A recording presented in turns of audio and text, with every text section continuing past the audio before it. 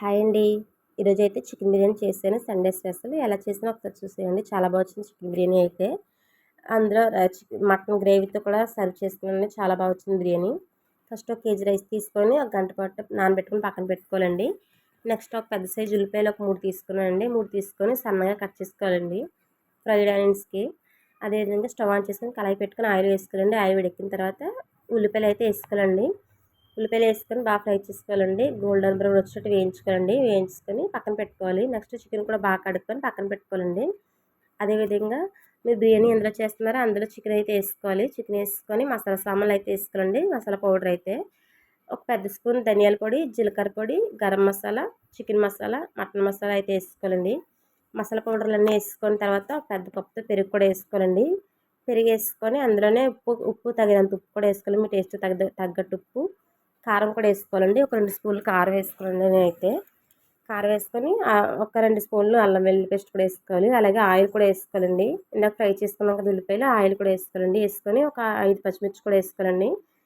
వేసుకున్న తర్వాత fried onions, కొత్తిమీర, పుదీనా ఇవన్నీ వేసుకోవాలండి. ఒక నిమ్మకాయ కూడా వేసుకోవాలండి. ఈ మసాలా అంతా చికెన్కి బాగా పట్టేటట్టు కలుపుకోవాలండి. బాగా కలపాలండి. మసాలా అంతా చికెన్ బాగా మ్యాగ్నేట్ చేసుకోవాలి. మ్యాగ్నేట్ చేసుకొని పక్కన పెట్టుకోవాలి. నెక్స్ట్ మనం రైస్కి అయితే ఎసరు పెట్టుకోవాలండి. స్టవ్ ఆన్ చేసుకొని ఒక తపాలు పెట్టుకొని అందులో తగినంత వాటర్ అయితే వేసుకోవాలండి.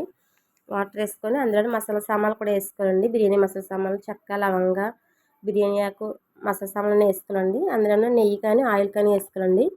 ఉప్పు కూడా వేసుకోవాలండి. సాల్ట్ వాటర్లా తగలాలండి. కొంచెం టేస్ట్ చూస్తే ఉప్పుగా తగలాలండి వాటర్ అయితే. ఇవన్నీ వేసుకొని బాగా మరిగించుకోవాలండి. వాటర్ అయితే బాగా మరిగించుకున్న తర్వాత ఇందులోనే రైస్ వేసుకోవాలండి. మనం నానబెట్టి పెట్టుకున్న రైస్ అయితే వేసుకోవాలండి. వేసుకున్న తర్వాత 75% కానీ 80% ఉడకబెట్టుకోవాలండి. రైస్ అయితే ఉడికిన తర్వాత మనం మ్యాగ్నేట్ చేసుకున్న చికెన్లో అయితే రైస్ అయితే వేసుకోవాలండి. లేయర్లుగా వేసుకోవాలి. వేసుకున్న తర్వాత ఒక ఫస్ట్ లేయర్ వేసిన తర్వాత అందులోనే కొత్తిమీర, పుదీనా, ఫ్రైడ్ ఆనియన్స్ కూడా వేసుకోవాలండి. ఫ్రైడ్ ఆనియన్స్ వేసుకున్న తర్వాత ఇంకో లేయర్ వేసుకోవాలండి. సెకండ్ లేయర్ కూడా వేసుకోవాలి. వేసుకున్న తర్వాత సేమ్ అందులో అలాగే కూడా వేసేయాలండి. ఫ్రైడ్ ఆనియన్స్, కొత్తిమీర, పుదీనా వేసుకొని ఇందాక మనం అయితే గంజి ఉంటుంది కదండి, రైస్ ఉడకపెట్టుకున్న గంజిలో అయితే ఫుడ్ కలర్ కానీ పసుపు కానీ కలిపేసుకోవాలండి. కలిపేసుకొని రైస్లో అయితే వేసుకోవాలండి. అంతేనండి, బిర్యానీ అయిపోయి రైస్ అయితే అయిపోయింది. నెక్స్ట్ స్టవ్ ఆన్ చేసుకోవాలండి. ఆన్ చేసుకున్న తర్వాత ఒక 5 మినిట్స్ హై ఫ్లేమ్లో పెట్టాలండి. మీడియం ఫ్లేమ్లో ఒక 25 మినిట్స్ పెట్టుకోండి. మొత్తం ఒక అరగంట పెట్టుకోవాలండి. రైస్ అయితే ఉడకబెట్టుకోవాలి.